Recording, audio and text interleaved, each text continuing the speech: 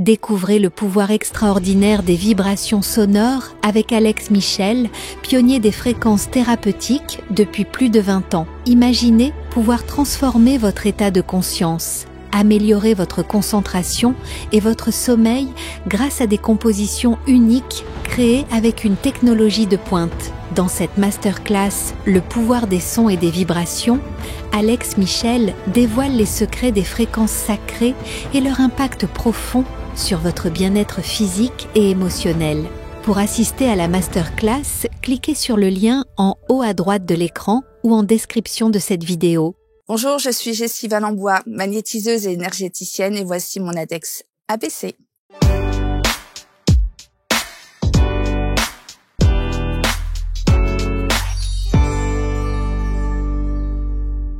Alors moi je le prononçais évidemment un peu à l'américaine, hein, JC, mais apparemment c'est Jessie. Hein. On dit Jessie, c'est pas la peine de mettre le D devant. On fait ce qu'on veut, mais voilà, exactement. Bon, Jessie, bienvenue. Merci. Merci d'être là, merci de nous raconter votre histoire, merci. Je rappelle que vous êtes donc, vous l'avez dit, magnétiseuse et énergéticienne, mais au-delà de ce que vous faites, de ce que vous êtes aujourd'hui, il y a une histoire, il y a un parcours de vie.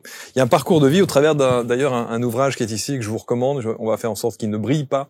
Le jeu dans le jeu, avec évidemment les deux façons de l'écrire, et on a bien compris la subtilité, le journal d'une artisane de lumière. Et ce parcours-là mérite bien plus qu'une trentaine de minutes d'émission. On pourrait s'y attarder parce qu'il y a des choses très très intéressantes, mais on va revenir et on va vous donner tout de suite envie, d'abord, de prendre connaissance de qui est Jessie, de son parcours de vie, je l'ai dit, et aussi de son expertise. Comment est-ce que vous vous définissez aujourd'hui? Qui êtes-vous, à part se présenter sous le titre de magnétiseuse et énergéticienne? Je suis Jessie, en fait, tout simplement. Femme, bien sûr.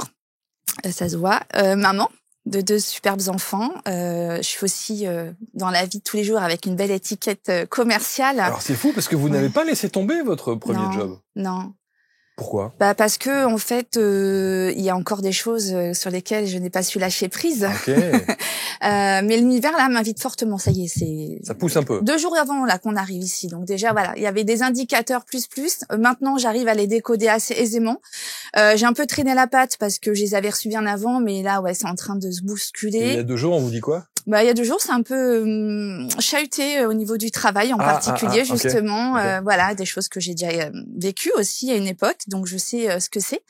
Et donc j'ai compris le signal en fait. Donc voilà, je pense qu'on va arriver sur 2025 se présente dans d'autres auspices. J'ai mis quelques secondes d'interruption dans ce programme juste pour vous donner une information importante. Vous savez que chaque jour sur ABC Talk TV, on aime et on prend le temps de vous recevoir pour parler des pratiques et des praticiens inspirants de par leur parcours et de par leur expertise. Alors peut-être que vous aussi, vous aimeriez partager avec nous votre métier et vous installer ici dans ce studio, sur ces canapés, pour nous dire un petit peu comment vous en êtes arrivé à ce que vous êtes aujourd'hui. Alors si vous êtes à la fois thérapeute, expert, coach, accompagnant de vie et que vous avez envie d'enregistrer un entretien avec moi dans ce studio ABC Talk, il suffit simplement de postuler sur le lien qui est sur cette vidéo ou éventuellement dans la description de la vidéo et vous serez à la suite de cela référencé sur la première plateforme vidéo des thérapeutes accompagnants de vie, coachs et autres experts. Vous, en l'occurrence, je vous le souhaite et je vous dis merci de votre fidélité. Indexabc.fr ou alors le site directement abctalk.fr.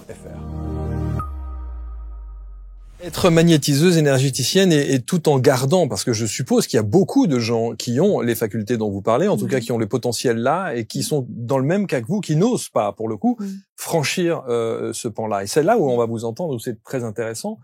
La question est, qu'est-ce que vous attendez? Qu'est-ce que ces gens attendent alors qu'ils sont vraiment portés et attirés par ce besoin d'être véritablement alignés en étant magnétiseuse, énergéticienne pour vous? Qu'est-ce que vous attendez? Moi, en fait, j'attends rien de particulier. Je pense que j'ai compris que j'étais là parce que il fallait que je sois là. Les messages ont été très clairs. Ils m'ont même été signalés lorsque j'avais 30 ans. Concrètement, un jour, on m'a dit que j'allais mourir. Enfin, c'est moi-même d'ailleurs qui me suis dit ça. J'avais une petite voix. Bon, je vis un parcours un peu particulier. Je fumais. Je sais pas si je peux le dire, mais je fumais pendant longtemps. J'ai fumé des cigarettes qui font sourire. Des cigarettes qui font sourire, voilà. Des conseils, bien entendu. Voilà. Naturellement. Aujourd'hui, il n'y a plus strictement rien qui rentre dans mon corps de ce genre. Et puis, voilà, cette petite voix est venue me dire que j'allais mourir à 44 ans. Et à l'époque, vous aviez 33 ans. Une trentaine d'années, 33 ans ouais. à peu près, l'âge du Christ d'ailleurs, je m'en souviens, ouais. Et et j'ai nourri un peu cette peur de la mort aussi au fil de l'eau. En fait, c'est venu de manière très insinueuse. C'est-à-dire que j'ai eu mon fils qui grandissait, donc il y avait aussi ce côté-là de maman protectrice qui voyait un peu ce qui se passait. J'avais pris un peu plus conscience de ce qui se passait autour de nous, en fait. Pendant longtemps, je m'étais un peu isolée de ça. Peut-être pour me protéger, justement, de manière inconsciente. Et puis, ça m'a percutée.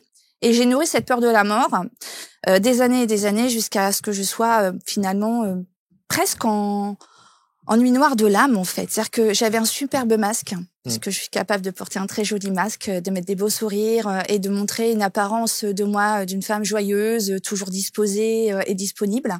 Parce qu'il y a une part de moi là-dedans, il n'y a pas de problème. Mais dans cette dualité, du coup, il y avait cette peur de la mort qui nourrissait, qui se nourrissait, qui se nourrissait. Et plus j'avais peur, plus je fumais, et plus je m'enfonçais un peu là-dedans.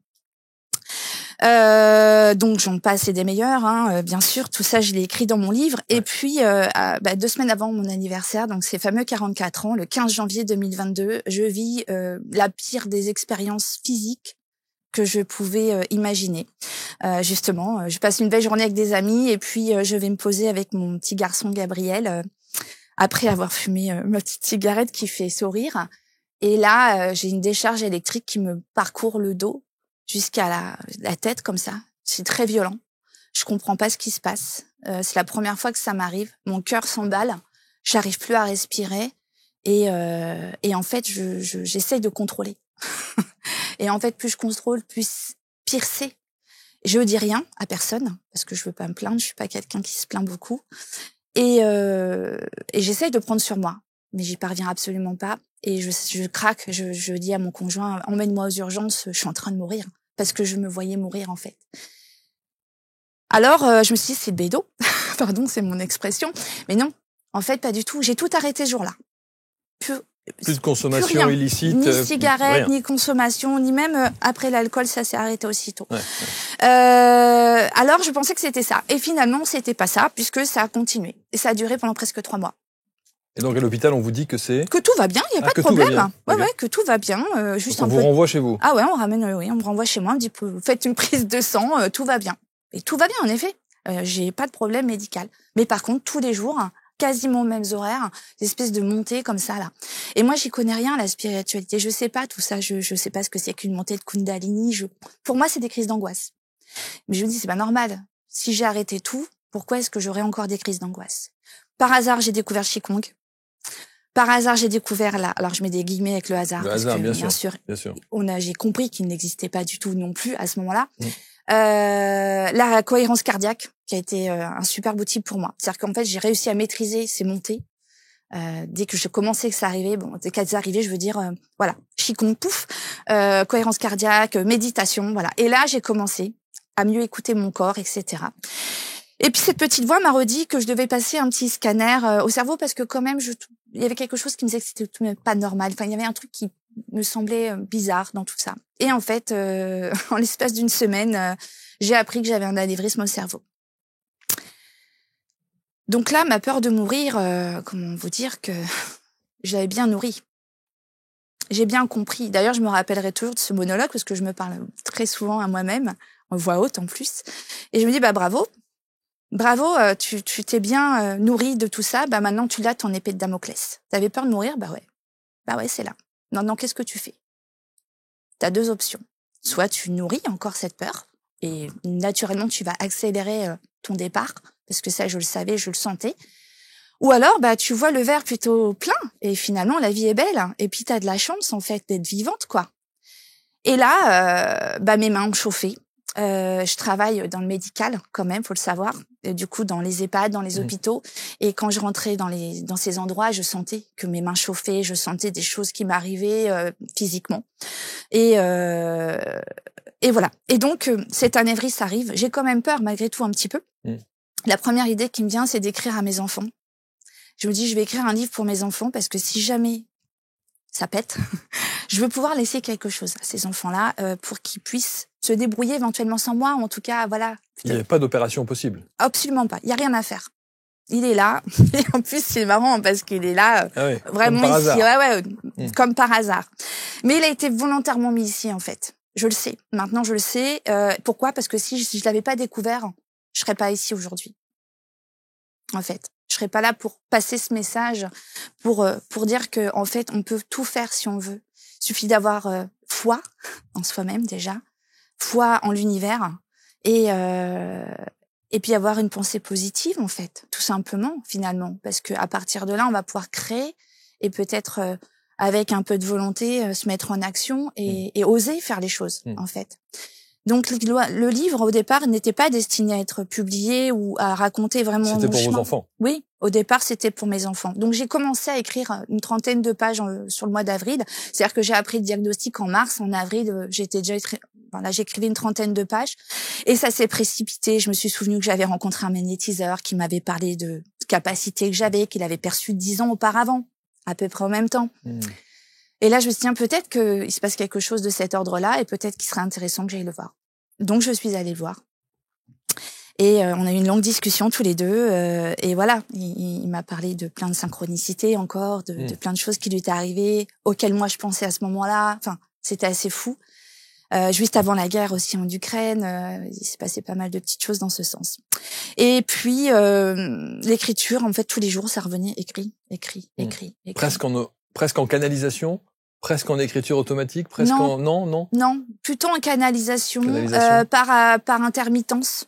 Il y a eu des moments. En fait, ce qui a été fou, c'est que ce livre, quand je me suis remise dessus, parce que j'ai eu l'impression qu'on me prenait par les épaules en disant bon, maintenant tu t'assois, tu prends ton ordi et tu vas écrire.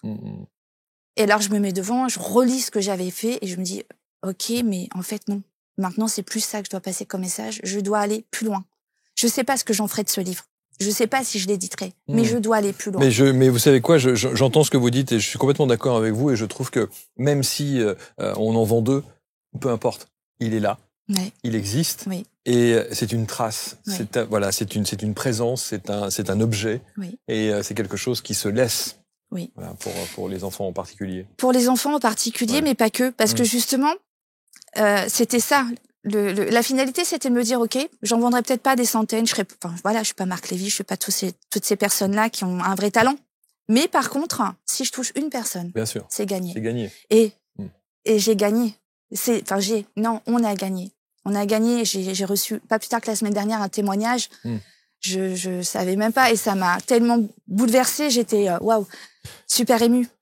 Ça s'appelle Le jeu dans le jeu. Voilà, c'est le journal d'une artisane de lumière. Alors, il y a des choses dans votre parcours de vie, parce qu'il faut lire le livre, bien sûr, on va pas le spoiler, mais il y a quand même des choses qui vous poussent à être ce que vous êtes véritablement, votre nature profonde de magnétiseuse, énergéticienne, parce que il y a des histoires de vie. Il y a des histoires de vie dans une vie. Il y a des choses incroyables, notamment même sur le plan privé. Vous avez aimé quelqu'un éperdument qui vous a donné un beau garçon, qui est votre fils aîné, qui s'appelait Marc. Et alors voilà, il s'appelait Marc Lavoine en plus. Voilà, rien à voir avec. Les mêmes générations. Les mêmes générations en plus. Bon. Et Marc sportif, qui était plutôt bien dans ses pompes, et qui est parti aussi. Bon. Comment est-ce que c'est à quelle période ça? Il y a un an, en septembre l'année dernière. Alors, vous aviez cheminé depuis. Oui, heureusement d'ailleurs. Heureusement. Oui. Ça veut dire que vous avez eu votre problème physique, cérébral, avant. Oui. Ensuite, vous avez le décès de votre mari. Oui. Comment est-ce que on se relève de tout ça? Quel message vous y voyez? Que c'est une fin, mais c'en est pas une en fait. C'est-à-dire que Marc n'est plus là physiquement, c'est vrai. Et là, oui, il y a un vrai manque, bien sûr, de tout, de ce qu'il était, des échanges qu'on pouvait avoir, de sa personnalité, parce que c'était un personnage tellement extraordinaire. Les gens l'aimaient tellement, on pouvait pas le détester cet homme-là, c'est pas possible. Eh bien, on n'a pas le choix. Et en fait, justement, parce que j'ai compris plein de choses quand tout m'est arrivé. Et heureusement, finalement, parce qu'aujourd'hui, encore une fois, je sais pas du tout dans quel état je serais. Je serais peut-être en dépression, je serais peut-être pas en mesure d'être aussi, d'avoir la foi, en fait, tout simplement. Donc, j'ai accueilli les choses. Parce qu'aussi, malheureusement, on savait que quelque part, ça allait lui arriver. D'une certaine façon, ce qui lui est arrivé, on était prêts. Il est parti d'un problème cardiaque. Oui, tout à fait. dans son sommeil. Donc voilà, il avait été exaucé. Ce qui a été difficile en fait après ça, surtout. Exaucé, pardon, parce que il avait demandé ça. Ah oui, il avait demandé et oui. Alors lui, partir dans son sommeil. Ouais. Alors ce qui était fou, c'est que ce jour-là, moi, en fait, ce jour-là, je suis en séminaire en bord de mer. La veille, en fait, j'ai reçu les signes 2 jours avant. 3 jours. C'était un vendredi quand j'ai commencé à recevoir les signes. Marc m'avait laissé des consignes pour le jour où ça arriverait parce qu'il savait. Donc il avait tout préparé. C'était un homme qui était très organisé et donc voilà, pile clic-clac dans sa baraque comme j'aimais dire. Et moi je suis prise d'une envie de ranger. J'ai besoin de ranger d'un coup. Je quitte mon ordinateur et je vais ranger mon bureau en particulier. Et en fait ces lettres, je refusais de les voir. Moi, je voulais pas aller voir ces lettres. Donc, je les balançais comme ça, un petit peu n'importe comment. Je savais même plus où est-ce qu'elles étaient. Et là, je suis prise de cette envie de ranger et j'y vais. Et je tombe sur sa lettre.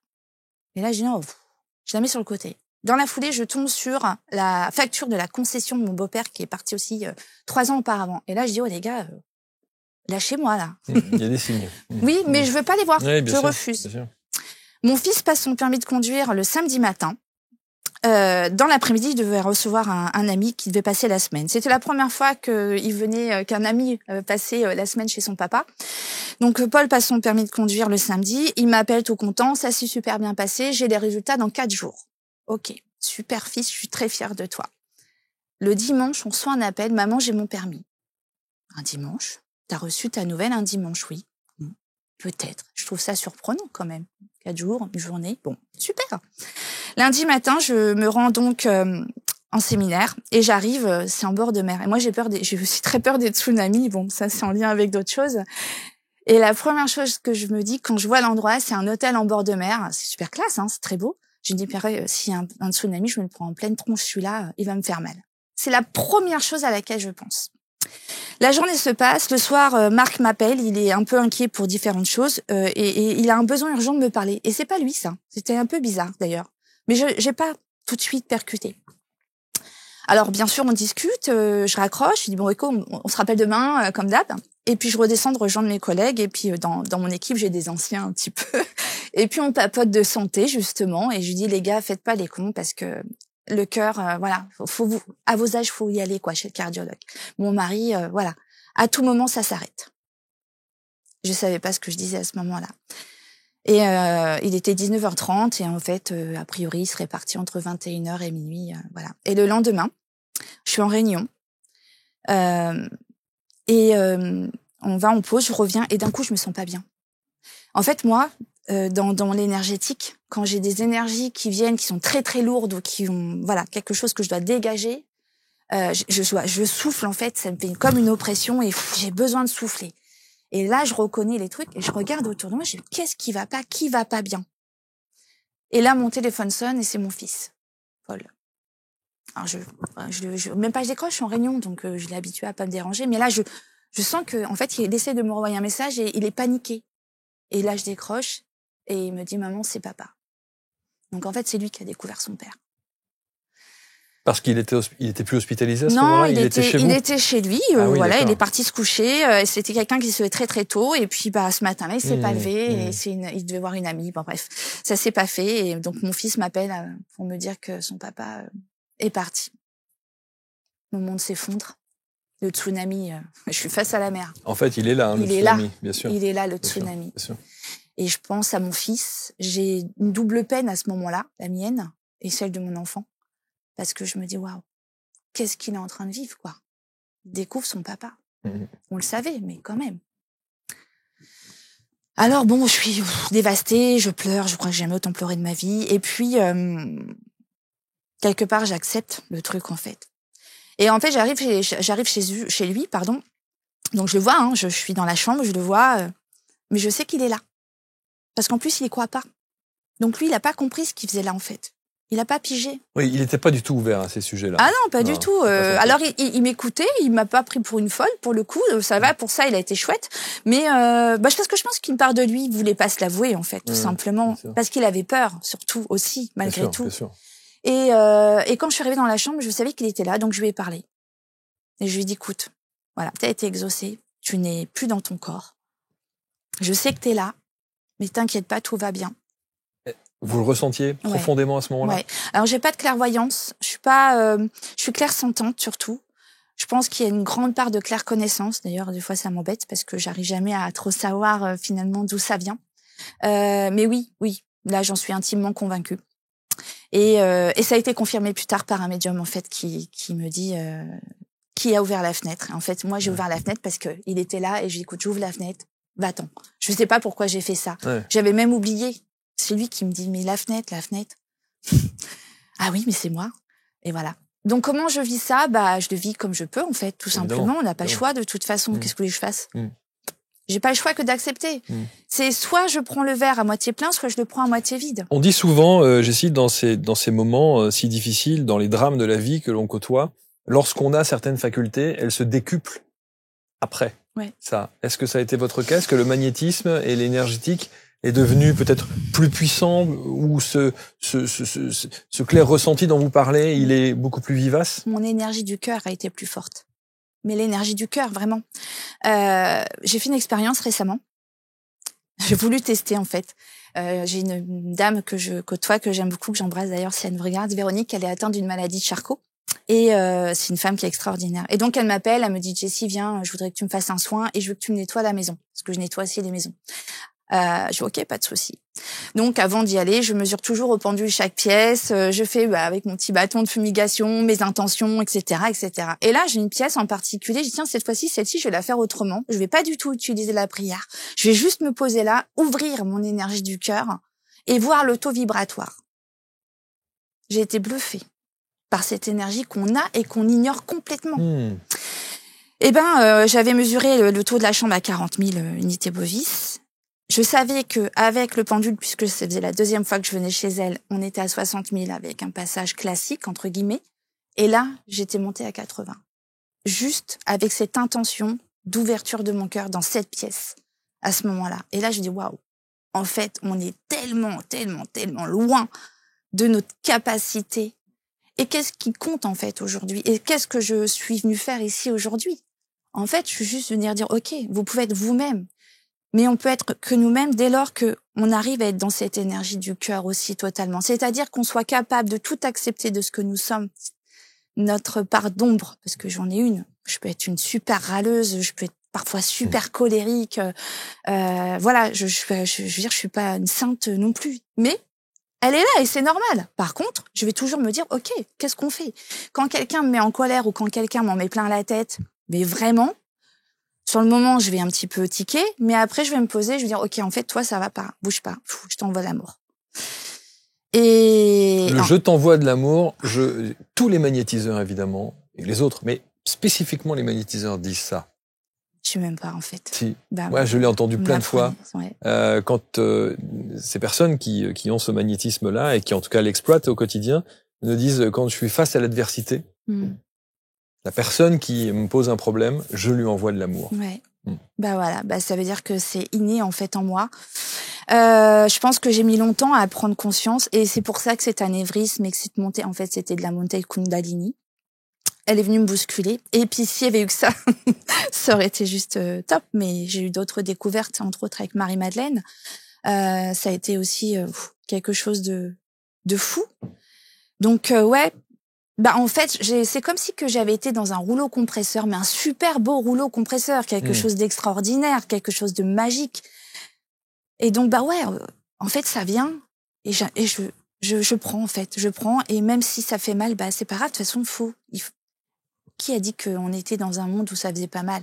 On sait que la vie, ça peut être douloureux. Mais comment est-ce que je décide de la vivre, cette vie? Comment j'accueille les choses? J'ai pas envie de souffrir, en fait.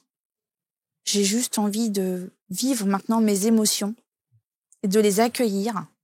Et j'apprends maintenant à les accueillir. Je savais pas le faire. J'ai mis un mouchoir sur tout ça. Je m'interdisais de pleurer. Moi, j'étais une guerrière. Tu pouvais y aller, il n'y a pas de problème. Et au final, maintenant, je me surprends à avoir la larme très rapide pour tout et n'importe quoi, entre guillemets. Mais non, dès que ça me touche, j'y vais, en fait. Et ça fait tellement du bien. Et quand vous dites j'apprends à accueillir justement mes émotions, ça veut dire quoi? Je lâche. C'est-à-dire que vous acceptez l'émotion qui arrive et puis... Ouais. Okay. Ah, ça fait mal, hein. Attention, c'est pas toujours agréable. J'ai perdu ma chienne il y a 2 semaines. Ma petite chienne de 5 ans d'un cancer. J'arrive à en parler au bout de 2 semaines sans pleurer. C'est pas parce que j'ai pas envie de pleurer ou que ça me touche plus. Non, c'est que ça aussi, je l'ai accepté et que je sais qu'elle est là aussi, malgré tout. C'est différent. C'est une autre façon de voir les choses. En fait, on est dans... il l'a récupéré. Mais carrément, en plus, c'est tout à fait ce que je lui ai donné comme consigne. J'ai dit, tu récupères Perle. En plus, il me l'a gardé parfois, donc voilà, c'est un deal. Non, mais je pense que j'ai compris qu'on vivait aussi dans une illusion. On est dans un monde d'illusions. C'est ça le jeu dans le jeu. On vient jouer un rôle. On est des acteurs. Donc, je joue le rôle et je joue vraiment avec mon cœur. Parce que je sais que c'est ça que je suis venue faire ici. Alors il y a beaucoup de, il faut lire évidemment le livre de Jessie parce que encore une fois il y a plein d'histoires. Moi il y en a une qui m'a profondément touché aussi et que vous racontez dans la préparation, la fiche de production de l'émission. C'est que là aussi vous êtes quand même, on a le sentiment bombardé de signes et bombardé de synchronicité. Ah ouais. Il se passe des trucs dans votre vie qui sont complètement incroyables. Vous êtes jeune donc vous décidez aussi de refaire votre vie. Ouais. Et on a tous eu des amours de vacances. Et lorsque vous aviez 14 ans, vous avez aimé quelqu'un, petite amourette, petite flirt d'été. Et vous perdez de vue ce môme. J'oublie même son existence. Voilà. Pendant plus de 20 ans. Ouais. Et il s'avère que vous retombez sur lui, mais comment d'abord? En fait, c'est lui qui me retrouve sur Facebook. Je sais pas si je peux le Si, dire, mais ouais, sur ce réseau. Et en plus, moi, la réaction, c'est « Oh, purée, je l'avais oublié, celui-là ». Parce que en fait, on avait une amie en commun. Voilà, c'est un peu le concept. Ouais. Et bon, bien sûr, j'accepte parce qu'en plus, c'est les débuts de ce réseau. Donc, on est content de se retrouver finalement. Puis ça nous ramène à des souvenirs. Et là, je me dis « Ah ouais, c'est vrai, j'avais oublié ce moment. » Et bon, il était rigolo. Il était quand même espiègle aussi. J'aimais bien ce côté chez lui. Donc j'accepte et puis je me souviens de ma réaction, je vois sa photo, j'ai dit par contre peut-être t'es gâté par les années celui-là. Mais en fait il ça va lui faire plaisir. Ouais, non mais il sait. Non mais parce qu'il avait pas mis la plus belle photo qu'il y avait à ce moment-là. Mais c'est pas grave en fait parce que je m'attache pas du tout au physique en réalité, je dis ça, je plaisante, je suis pas du tout attachée à ça. C'est pas ça qui compte pour moi. Mais quand même. Et là bon, je suis dans une histoire, ça se termine, c'est compliqué avec la personne avec qui je suis et puis je fais un rêve. Alors, j'ai aucun contact avec mon amoureux, enfin d'aujourd'hui. J'ai juste accepté en fait, c'est tout, rien de plus. Je pense pas à lui, je suis tellement préoccupée par d'autres choses que voilà. Et vous acceptez en fait parce que vous dites je n'ai aucun contact avec avec cet amoureux de vacances, 20 ans plus tard, mais vous acceptez sur Facebook la relation, demande d'amis, la demande d'amis. Exactement, voilà, okay. Ouais, tout à fait. Mais stop, ça s'arrête là. Enfin voilà, il y a pas d'échange à ce moment-là. Et je suis même pas curieuse d'aller voir son profil en fait davantage, en réalité. Donc ça c'est aux alentours du mois de novembre de mémoire. Et puis moi je suis donc du mois de janvier et 2 jours avant mon anniversaire, j'ai des rêves aussi qui sont très très prégnants. Prémonitoire pour le coup. Pour le coup, celui-là prémonitoire et en fait je rêve de lui. Et là, je le rêve vraiment en plus à l'âge où on s'est connus quoi. Et quand je me réveille, je suis hyper troublée et c'est parce qu'en fait c'est un rêve mais c'est pas un rêve. C'est réel, il y a quelque chose mon cœur je sens qu'il y a quelque chose quoi. Et je me dis waouh. J'en appelle ma sœur et je lui dis « Tu sais pas, j'ai rêvé de lui, tu te rappelles de lui ?» Ouais. Bref, le temps passe. Moi, je termine mon histoire difficilement avec la personne avec qui je suis. Et en fait, lui, il se manifeste le jour où justement, je me fais jeter. Il vient me voir, il me dit « Salut, comment tu vas ?» Pas très bien, là, tout de suite, maintenant. Et il m'avait donné un super conseil. Il m'a dit « Surtout, t'écoutes pas de la musique qui fait pleurer. Et tu t'entoures bien et le temps fera les choses. » Et il m'avait souri. Mais j'avais souri, en fait. Il avait réussi à me faire sourire. En fait, il a suivi un peu mes aventures au fil de l'eau, mais moi, je savais pas ce qu'il faisait. Et là, j'ai commencé à me dire, tiens, si j'allais voir un peu son profil. Au final, bien sûr qu'il y avait de très belles photos, et je comprenais pas ce que je le voyais dans des endroits paradisiaques. Je me dis, qu'est-ce qu'il fait? Il est à l'autre bout du monde. Il est à l'autre bout du monde. Et en fait, la synchronicité, c'est que il est à l'autre bout du monde. Moi, je suis à Toulon, du coup, et je lui dis, bah tiens, je viens de trouver un appartement à tel endroit. Il me dit, ah ouais, mais moi aussi, j'ai un appartement là. J'ai commencé à un appart. Mais je suis en mission, je suis partie à l'autre bout du monde, donc à Tahiti à cette époque, mais moi, voilà. Et en fait, son appart était à 5 minutes du mien. C'est-à-dire qu'il était parti en campagne pour 3 ans. Moi, je venais de me séparer. Et en fait, j'ai attendu 3 ans qu'il rentre. Donc, on s'est vus, bien sûr, mais on se voyait tous les 7 mois. Et notre vie, notre histoire d'amour, elle s'est construite à distance. Et finalement, c'était aussi une autre manière de créer du lien et d'apprendre à se connaître. Parce que, alors c'est vrai, la virtualité, parfois, d'ailleurs, ça nous faisait peur. parce qu'on s'est dit, waouh, comment ça va se passer le jour où on va vraiment se voir? Bien sûr. Mais en fait, non, quoi. C'était tellement évident. C'était tellement évident. C'est une belle histoire. Ouais. Et aujourd'hui? Aujourd'hui, toujours ensemble, un petit garçon. Il est revenu de Tahiti. Oui, j'aurais bien voulu partir là-bas, mais c'était compliqué à l'époque. Donc, mais j'y suis allée quand même. J'ai passé quelques jours de vacances. Parfois, quand on vit des drames comme ça, comme celui que vous avez vécu avec Marc, je me pose cette question et je vous la pose aussi. Est-ce que vous avez le sentiment que Marc a tout fait pour que? Pour que quoi? Pour que vous rencontriez Slimane? Est-ce que vous pensez que ça, ce sont des choses que de l'autre côté, si je puis dire, on se dit tout souvent ça, ils ont fait en sorte que... non, parce que Marc était vivant encore quand j'ai rencontré Slimane. Ils étaient amis même maintenant. Enfin, moi, on avait réussi à créer... ils étaient amis. On avait créé une famille en fait. Ok. Marc est parti l'année dernière, ça fait 13 ans que je suis avec Slimane. D'accord. Slimane est le beau-père de Paul depuis 13 ans. D'accord. Je pensais que ça s'était fait après. Non, oui, il y a beaucoup de cas comme ça où, oui, on a des défunts qui vont mettre sur la route une personne pour venir éclairer le chemin.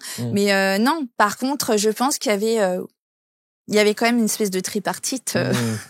Malgré tout, voilà. De l'autre côté, on avait certainement fait un deal dans ce sens parce que ça a été... on a raté notre mariage avec Marc, mais on a réussi notre divorce, quoi. Et en fait, c'était mon meilleur ami.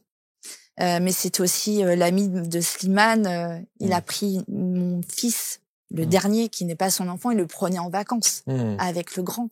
Oui, donc c'est une belle... C'était extraordinaire de pouvoir avoir cette relation. Donc aujourd'hui, le magnétisme et l'énergétique entrent dans votre vie maintenant très concrètement. Ah oui.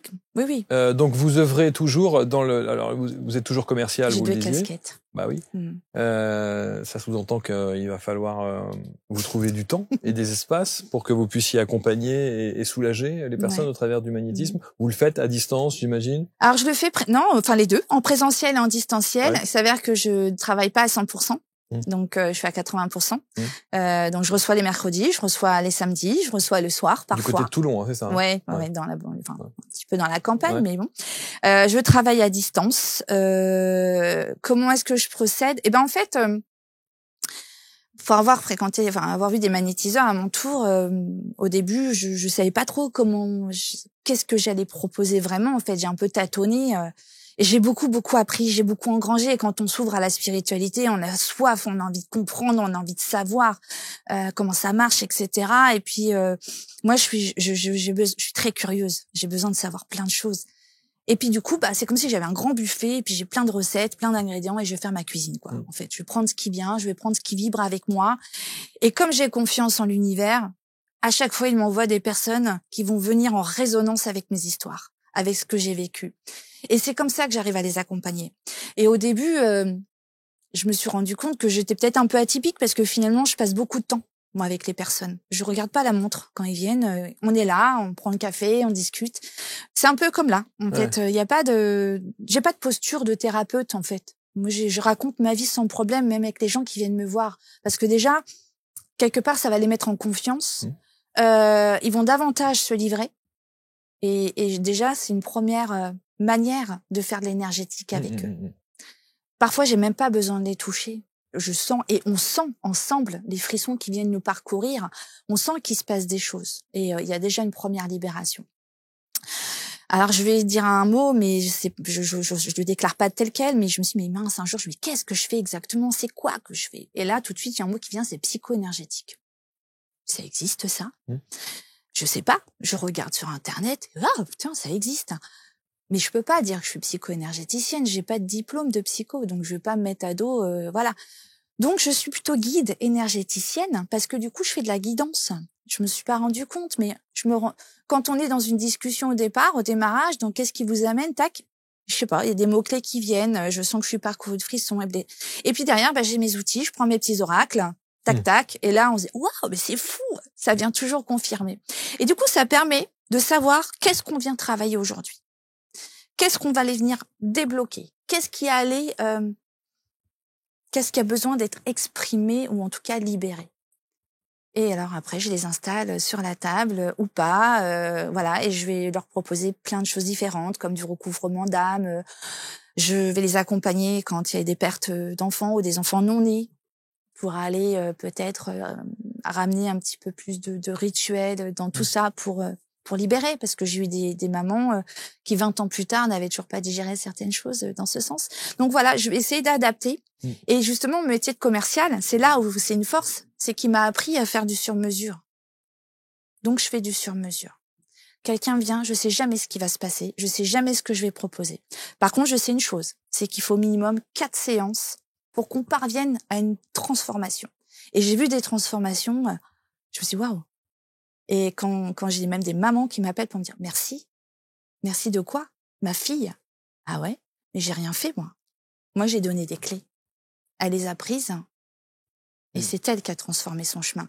Moi, je suis pas Dieu, hein. J'ai une charte chez moi. C'est écrit clairement. Je suis pas Dieu. Je fais ce que je peux. Me demandez rien. Tu fais si t'as un traitement, tu prends ton traitement. D'accord? Et voilà. J'ai vraiment une charte, hein. Elle est sur mon site internet, etc. J'ai une anthologie. Il y a pas de problème. Et tout ce qui compte, c'est la fin, c'est le résultat, c'est qu'est-ce que ça leur a donné. Et ce qui est génial, et c'est là où je me régale le plus, c'est qu'en fait, c'est pas juste unilatéral. C'est-à-dire que leurs expériences, moi, ça me sert aussi, en fait. Donc, c'est un travail commun qu'on fait. Et ça m'enrichit tellement. Et rien que pour ça, je remercie la vie, en fait, de m'avoir remise sur ce chemin et de pouvoir recevoir ces personnes. Donc, maintenant, j'ai quand même reçu, je suis à peu plus de 250 consultations en l'espace de moins de 2 ans à présent, en n'étant pas à 100% sur mon activité, en étant éloignée en plus de la ville de Toulon, parce que je suis quand même plus dans la campagne, donc j'ai pas non plus un accès hyper facile. J'ai pas beaucoup non plus appuyé pour augmenter tout ça, parce que j'avais besoin peut-être aussi de me faire un peu plus la main, de me sentir un peu plus à l'aise. Donc, je vais plus avoir un travail d'accompagnatrice sur 4 séances, espacées de 3 semaines, puisque c'est à peu près le temps qu'il faut pour pouvoir, digérer, infuser. Sauf que vous savez que maintenant, après cette émission, ça va plus être la même. Bah oui, mais c'est ok. C'est le but. Ah mais carrément. Évidemment. Et l'idée, encore une fois, c'est que moi, ce que j'aime, c'est votre sincérité. C'est-à-dire qu'il n'y a pas de froufrou, quoi. Il n'y a pas de, vous êtes pas sur un nuage à manger des graines et à méditer à H24. Voilà, vous êtes vraiment les pieds sur terre, nature. Vous dites ce que vous ressentez. Si vous ressentez pas, vous dites aussi. Voilà. Mais on a le sentiment quand même que la vie vous fait bien comprendre que c'est maintenant, quoi. Ah mais carrément. Ouais, et puis là, vraiment, quoi. Ouais. Mais je suis prête, ça y est. J'avais besoin peut-être de ce petit coup de pied. De toute façon, comme la plupart d'entre nous, je marche au coup de pied. Mais bon, après, je veux pas qu'il soit trop fort, donc j'ai compris les premiers messages. Voilà, ça y est. Non, mais c'est très intéressant. Je rappelle votre livre, évidemment, Le jeu dans le jeu. Auto-édition? Mais oui. Pour l'instant. Pour l'instant. Le journal d'une artisane de lumière. Lisez ça. Parcours de vie inspirant comme on les aime tant sur ABC. Et vous savez que on donne toujours la parole comme ça, sans jugement, bien sûr, à ceux et celles qui osent d'abord s'installer ici pour raconter leur vie et puis pour vous donner peut-être des clés dans votre accompagnement, alors au travers de l'énergétique, au travers du magnétisme. Mais j'ai quand même le sentiment que c'est très réducteur de dire magnétisme et énergétique. Point barre. Bah oui, ça va plus loin. Mais bien sûr, mais le problème c'est ça, c'est cette société dans laquelle on est. En fait, on met une étiquette sur tout. Il y a pas de mots. Il y a pas de mots. C'est comme l'amour, c'est galvaudé. L'amour, c'est quoi? J'aime le chocolat. Oui. Je vous aime d'une certaine façon. J'aime mon mari. J'aime mes enfants, mais sur l'échelle de l'amour, où est-ce que je mets mon curseur? Donc on a des mots parce qu'on n'a pas le choix. On est obligé pour pouvoir comprendre de quoi on parle. Mais oui, c'est plus que ça. C'est plus que ça. Mais quand on comprendra tous ça, je pense qu'on vivra vraiment dans un autre monde. Vous avez fait d'autres rêves? Oui. Là, récemment? Pas longtemps, ouais. C'était particulier.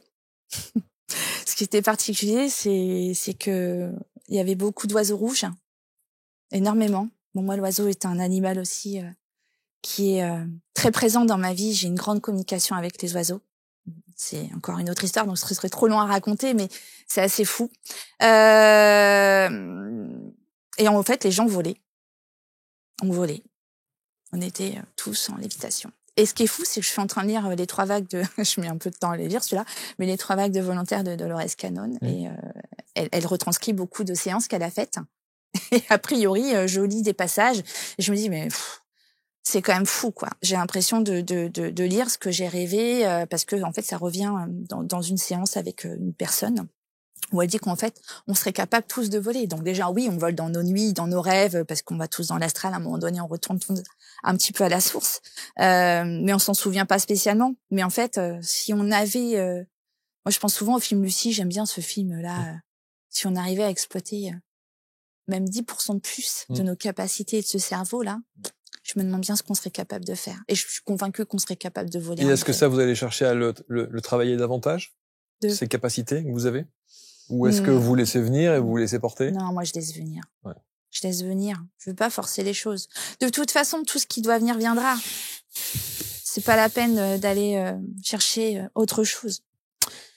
Merci beaucoup en tout cas, Jessie. On va mettre autour de la vidéo l'intégralité des liens pour rentrer en contact. À distance, on peut le faire. En présentiel, évidemment, si vous êtes dans la région de Toulon. On va vous mettre aussi les liens pour que vous puissiez envoyer des messages. Le lien également pour que vous puissiez vous offrir ce livre. Ça peut être une idée de cadeau pour ces fêtes de fin d'année, en tout cas à l'heure où on enregistre cette émission. Et puis, on vous souhaite évidemment, comme à toute la petite famille, plein de bonnes choses. Merci. Il faut prendre un autre cap. Ouais. Il faut. C'est fortement conseillé, recommandé, voilà. Et si vous n'avez pas compris, on vous le fera comprendre un peu plus. Je pense, ouais. Bon, ça suffit maintenant. Ça y est, ça suffit. C'est réglé. Ouais. Merci beaucoup, Jessie, en tout cas. Merci infiniment pour beaucoup. tout. Vous allez commenter avec bienveillance, comme toujours. Partagez, bien entendu, et je sais que cette émission ne va pas vous laisser insensible. On lira tout ce que vous avez à nous dire là-dessus. On se retrouve très vite pour un prochain Portrait Index. Salut.